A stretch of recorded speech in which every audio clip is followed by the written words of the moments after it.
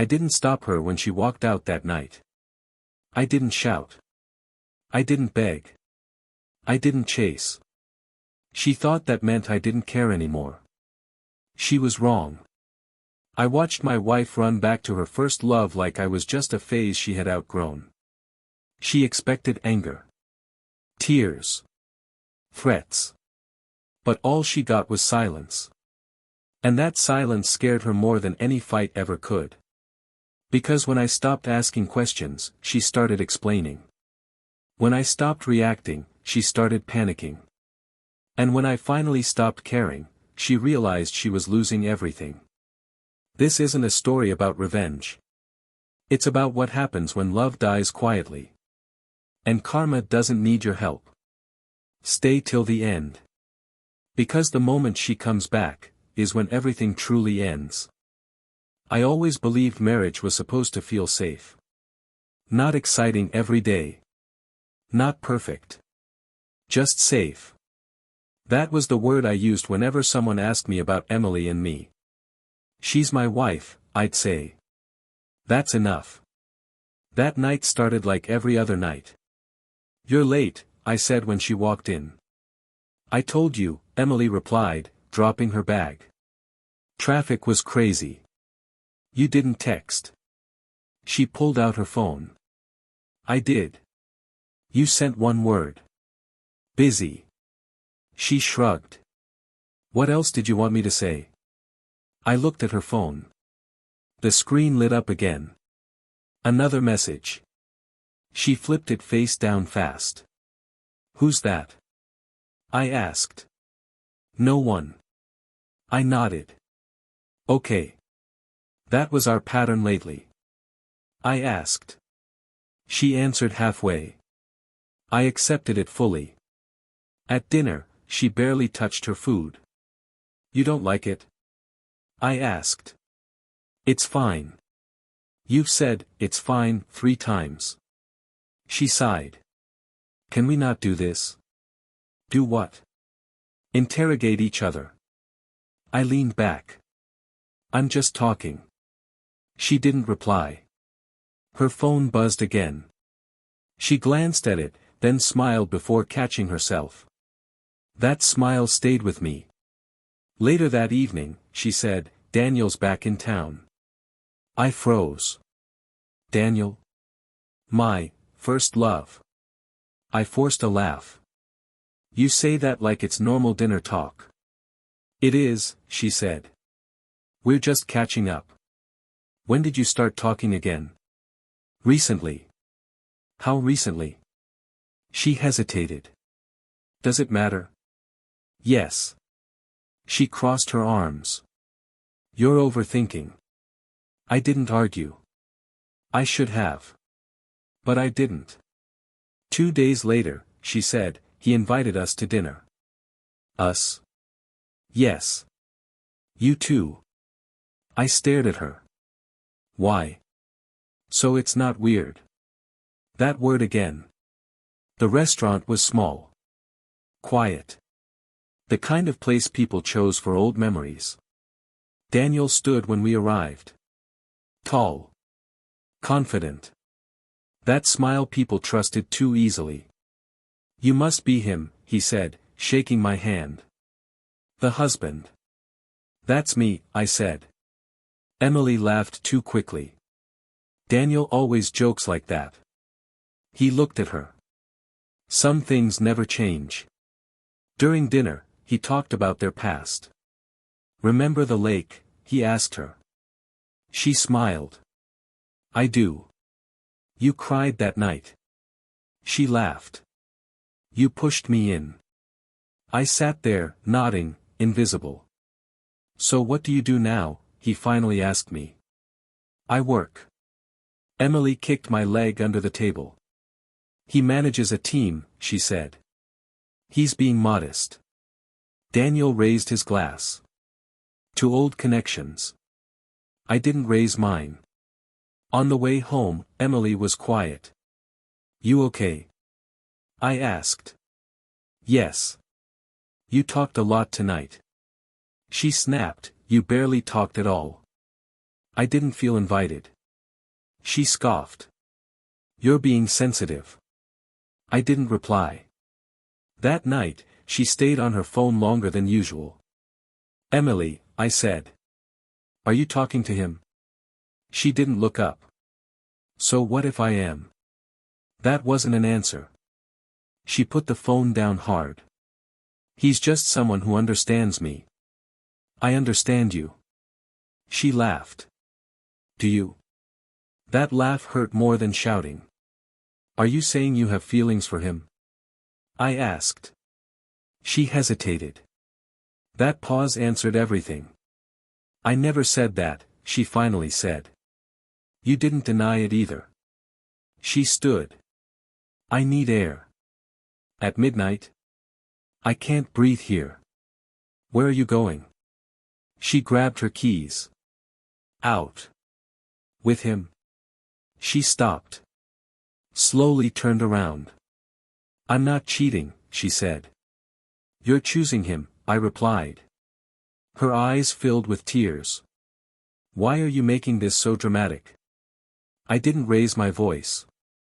Because this is my marriage. She opened the door. I just need to clear my head. Emily, I said. If you walk out now. She looked at me, angry and scared. You don't get to control me. I'm not controlling you. Then let me go. I stepped aside. She hesitated, waiting for me to stop her. I didn't. The door closed.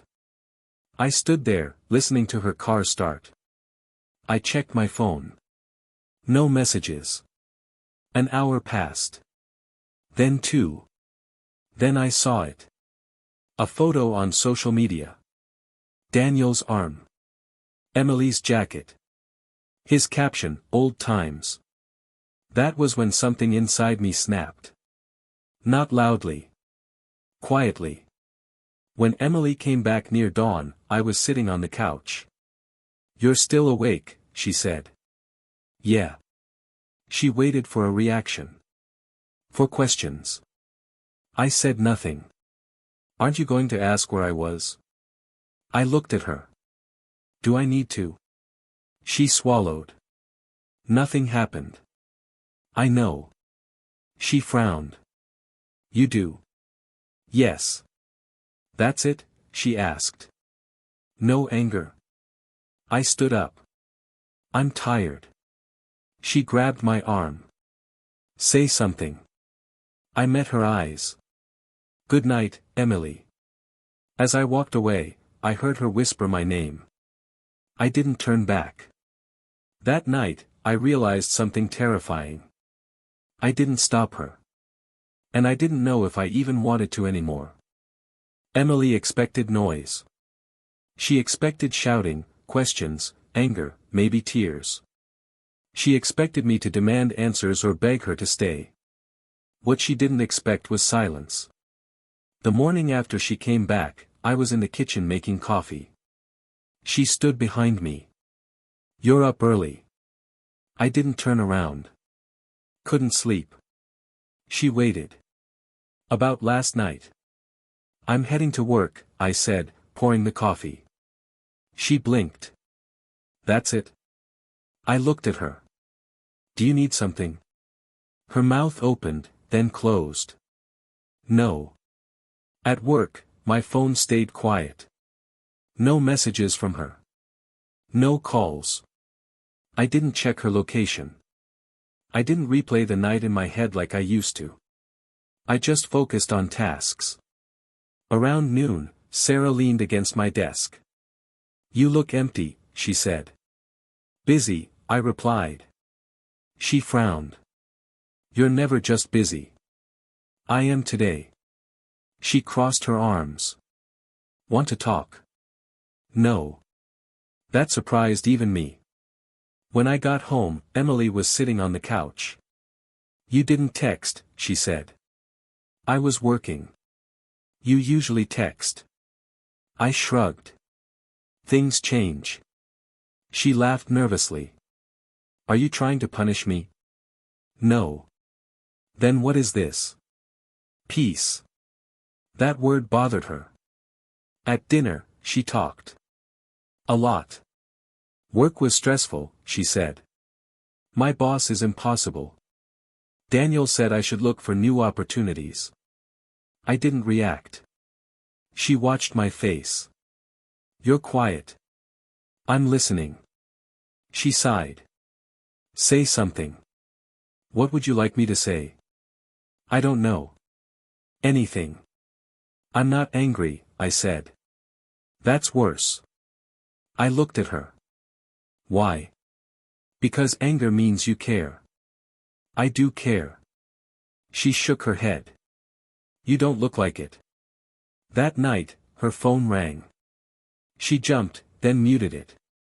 Who was that? I asked calmly. No one. Okay. She stared at me. You're not even checking. Checking what? Nothing, she snapped. She went to the bedroom early. I stayed on the couch. The next day, she tried harder. Do you want to grab lunch together? She asked. I already ate. Dinner then? I have plans. With who? Myself. She laughed, but it sounded thin. You're acting strange. I'm acting honest. At work, Sarah handed me a coffee. You didn't sleep, she said. I'm fine. She lowered her voice. Something happened with your wife. I hesitated. Maybe. She nodded. Indifference is dangerous. For who? For everyone. That night, Emily cornered me in the hallway. Are you seeing someone? She asked. I raised an eyebrow. Is that a confession or an accusation? She froze. I'm serious. So am I said. No. Then why do you feel gone? I thought about that. Because I stopped fighting. Her eyes widened. Fighting for what? For us. She stepped closer. I didn't leave you. You walked out. I came back. Physically, I said. She slapped my arm lightly. Stop talking like that. Like what? Like I don't matter. You do, I said. Just not the way you want. Her phone buzzed again. She tried to hide it, but I saw the name. Daniel. Answer it, I said. She shook her head. It's nothing. You're shaking. I'm not. You are. She stared at the floor. He just checks on me. Do you need checking on? I don't know, she whispered. That was the first honest thing she'd said. Days passed like that. She talked. I listened. She explained things I never asked about. I never meant to hurt you, she said one night. I know. I was confused. I believe you. I chose you, she said. I looked at her. Then why does it feel like I was an option? She couldn't answer. One evening, she sat beside me and touched my hand. You don't touch me anymore, she said. I don't know how, I replied. She pulled her hand back like she'd been burned. Later, I overheard her on the phone. Stop calling me so much, she whispered. He's different now. Pause.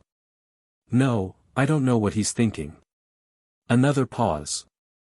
I might lose him. When she saw me standing there, she panicked. How long were you listening? Long enough. She rushed toward me. I swear, I'm ending it. I didn't ask you to. That scares me, she said. Why? Because you used to care if I stayed. I met her eyes. I still care if I survive. She started crying then. Real crying. Not dramatic. Desperate. Please, she said. Say something. I spoke slowly. I'm still here. But I'm not chasing anymore. She shook her head. If you stop fighting for me, what happens to us? I thought about it. We find out what's real. She whispered, and if I'm not? I didn't answer. That night, she didn't sleep. She kept turning, checking her phone, watching me breathe like she was afraid I'd disappear. In the dark, I realized something. Silence wasn't empty. It was loud enough to scare her. And for the first time, she wasn't afraid of losing Daniel. She was afraid of losing me. Emily changed overnight. The woman who once avoided eye contact now watched me like I might vanish if she blinked. "Do you want coffee?" she asked one morning. "No," I said. "I already made it." I nodded. "Thanks." She stood there, waiting for more. "That's it?" she asked. "That's it." Her shoulders dropped. "You don't talk to me anymore." "I do," I said. "I just don't chase the conversation." "That hurts," she said. "I know." That answer shocked her. At breakfast, she kept talking. "I canceled dinner with my friend," she said. I didn't look up. "Okay. I told Daniel not to call me." I paused. "Did you?" "Yes." "Why?" "Because I want us to work." I met her eyes. "Then do it because you want to, not because you're scared." She whispered, "I am scared." At work, Sarah noticed it too. "You're different," she said. "Am I?" "You don't flinch anymore." I got tired of bleeding. She leaned closer. "Emily's trying." "I see that. And I don't know if effort fixes damage." That afternoon, my phone buzzed. Unknown number. I didn't answer. It buzzed again. Then a text appeared. "It's Daniel. We need to talk." I showed it to Emily that night. Her face went pale.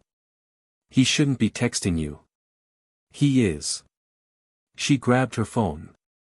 "I told him to stop." "Did you mean it?" I asked. She hesitated. "Yes." That pause says no. She slammed her phone on the table. "He doesn't get to control this." "Neither do I," I said. That night, Daniel showed up. I heard the knock before she did. Emily froze. "He can't be here." "You invited him," I said. "No, I didn't." The knock came again. "I'll handle it," I said. She grabbed my arm. "Please don't fight him."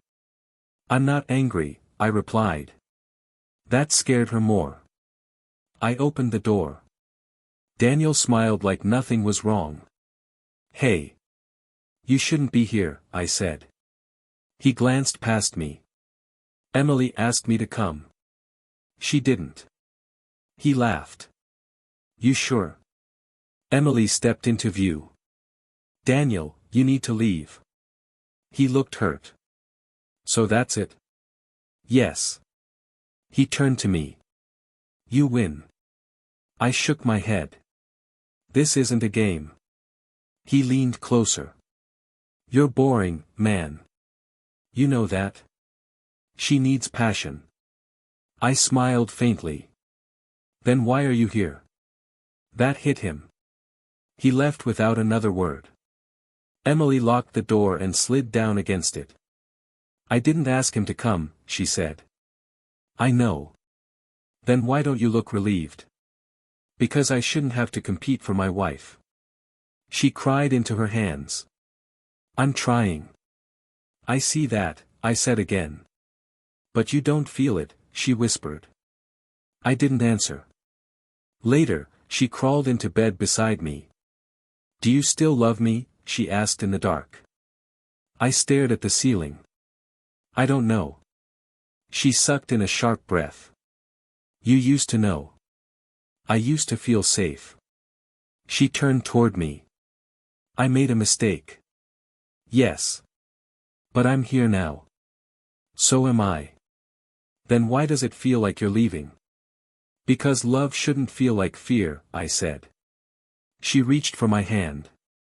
I let her hold it. I'll fix this, she said. I promise. I closed my eyes. Promises sound different when trust is broken. The next few days were heavy. She texted me constantly. Did you eat? Are you okay? Do you miss me today? I replied when necessary. Not emotionally. One evening, she asked, do you want to go out? Why? Because couples do that. I thought for a moment. Okay. At dinner, she tried to laugh, touch my arm, recreate us. You remember our first date? She asked. Yes. You smiled more back then. I had less to worry about. She looked down. Daniel messaged me again. I stopped eating. And I blocked him. I nodded. Good. She leaned forward. Aren't you proud of me? I answered honestly. I'm cautious. That word broke her. Later that night, she stood in front of me, shaking. Say it, she demanded. Say what? That you still want me. I looked at her. I want peace. She screamed, I'm right here. I know, I said softly.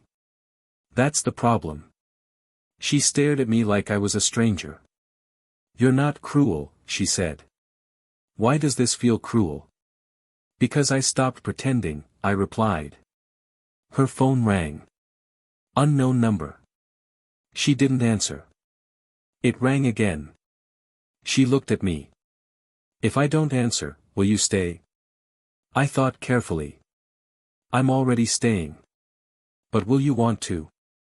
She answered the call and put it on speaker. Stop, she said.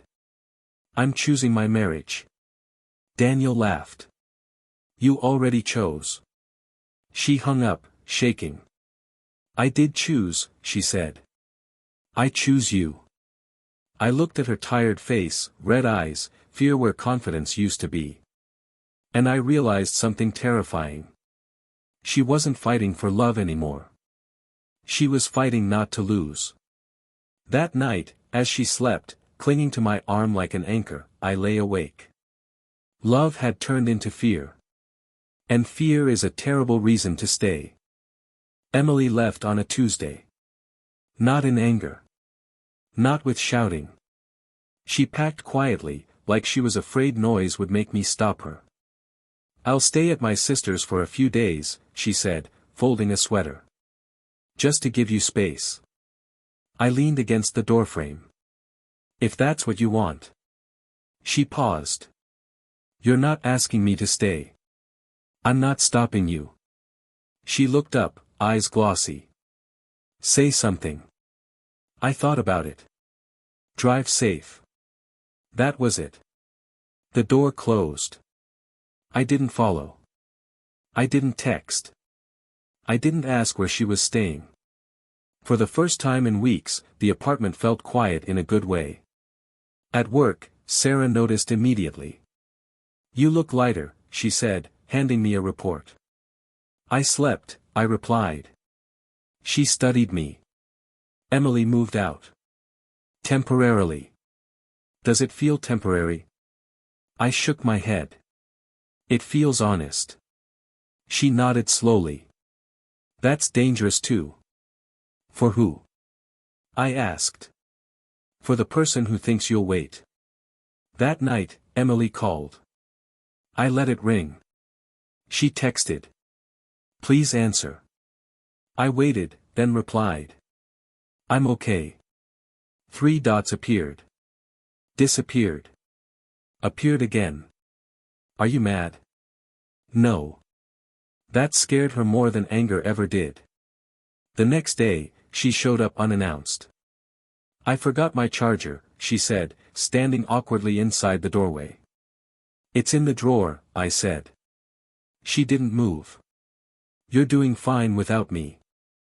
I'm doing better with myself. She swallowed. Daniel hasn't called. Good. He doesn't like that I left. That's his problem. She flinched. You don't care anymore. I care, I said. I just don't react. She grabbed her charger and left. A week passed. Then 2. I went to the gym. Late nights. Early mornings. Long walks with my thoughts. Dr. Lewis sat across from me, notebook closed.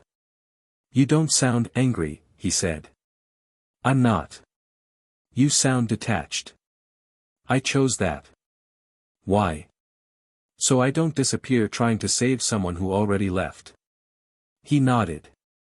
Detachment can be healing. Or it can be avoidance. Which one am I doing? That depends, he said. Are you afraid to feel, or are you finally choosing yourself? I didn't answer. Emily started calling every night. Sometimes I answered. Sometimes I didn't. When are you coming home? She asked once. I don't know. You said you wanted space. I did. I didn't say I wanted distance. Those feel the same, I replied. She cried quietly. Daniel moved on. I'm sorry. No, you're not, she snapped. I am, I said. Just not surprised. She started telling me things I never asked. He drinks more now. He gets angry fast. He said I ruined everything. I listened like a stranger. You don't tell me about your day anymore, she said one night. You stopped asking. That's not fair. Neither was leaving. Silence stretched between us. One evening, Sarah and I stayed late at work. You ever think about starting over? She asked. I think about not going backward. She smiled softly. That's growth. Emily showed up again that weekend. Her eyes looked tired. Her confidence gone. Can we talk? She asked. We are talking. No, she said. Really talk. She sat on the couch. I stayed standing. I made a mistake, she said. Yes. With Daniel. With everything. Yes. She clenched her fists. Why won't you fight for me? Because I already did, I replied. And you still walked out. She whispered, I thought you'd wait. I met her eyes. I thought you'd stay. She broke then. I don't recognize you, she cried. You used to need me. I needed love, I said. Not confusion. She looked small. I need you. That's different. Her phone buzzed. She ignored it. It's him, she said. I figured. He wants to meet. I raised an eyebrow. Why? To explain. Explain what? That he doesn't want me anymore. I sighed. You don't need closure from someone who never chose you. She stared at me. Why are you so calm? Because karma doesn't rush, I said. It walks. She left that night without asking to stay. The next day, she called screaming. He blocked me, she said. After everything. I listened. He said I was a phase, she sobbed. Just nostalgia. I closed my eyes. I'm sorry. You warned me, she said. You tried. Yes. Why didn't you stop me? I answered honestly. Because stopping you would have meant losing myself. She went quiet. Days later, she showed up again. I want to come home, she said. I looked at her suitcase. Why? Because I chose wrong. That's not enough, I replied. She panicked. Then tell me what is. I don't know yet. She fell to her knees. Please. I knelt in front of her. Emily, I don't hate you. Then why won't you take me back? Because I don't trust fear-driven love. She looked up, eyes red. "I'll do anything." "That's the problem," I said gently. "You didn't say that when I mattered." She left sobbing. That night, I slept peacefully. For the first time in months. And somewhere across town, Emily lay awake, realizing something too late. I wasn't punishing her. I was moving on. And karma didn't need my help. Emily came back on a Sunday. Not dramatic. No suitcase this time. Just a small bag and a face that looked like it hadn't slept in days. I opened the door and she froze when she saw me. "You look different," she said. "So do you." She stepped inside slowly, like the floor might disappear. "I don't know where else to go," she whispered. I nodded. "You can sit." She sat on the edge of the couch. I stayed standing. "I ended it," she said quickly. "Completely. He's gone." I didn't react. "That's it?" she asked. "No questions." "What would I ask?" "If I'm telling the truth." "I believe you," I said. Her eyes filled with tears. "Then why don't you care?" I thought for a moment. "Because caring used to cost me too much." She shook her head. "I didn't mean to hurt you." "I know." "That doesn't make it better," she snapped. "Say you're angry. Yell at me. Do something." "I already did everything," I replied calmly. "Just earlier." She stood suddenly. I was confused. "I understand." "I was scared of getting old," she said. "Of being invisible. And cheating made you feel seen." She flinched. "I didn't cheat." "You left," I said. "Emotionally first. Physically later." She covered her face. "I hate myself for that." "I don't hate you." "Then why does this feel like punishment?" "Because consequences feel like punishment when you're not ready for them." She took a step closer. "I love you." I met her eyes. "Do you?" "Yes." "Or do you fear being alone?" She opened her mouth. Closed it. That answer mattered.